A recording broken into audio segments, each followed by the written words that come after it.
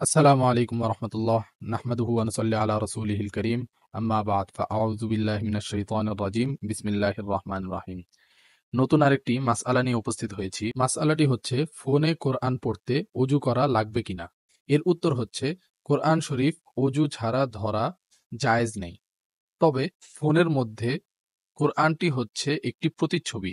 তাই ফোনের স্ক্রিনে হাত দেওয়া ব্যতীত ফোন হাতে রেখে কোরআন তেলাওয়াত করা যাবে।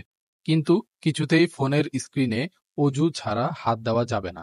তবে কিতাব আকারে থাকা কোরআনকে যেভাবে আমরা সম্মান করি এবং অজু ব্যতীত আমরা স্পর্শ করি না, ওইভাবেই ফোনে যখন আমরা কোরআন পড়ব তখন অজু সহকারে এবং আদব রক্ষা করে কোরআন তেলাওয়াত করব। কোরআনের সম্মানহানি হয় এমন কোনো কাজ আমরা করব না ইনশাআল্লাহ। আল্লাহ তাআলা আমাদেরকে সঠিক বুঝ দান করুন। আমিন ওয়া আখিরু দাওয়ানা আনিল হামদুলিল্লাহি রাব্বিল আলামিন। আসসালামু আলাইকুম ওয়া রাহমাতুল্লাহি ওয়া বারাকাতুহু।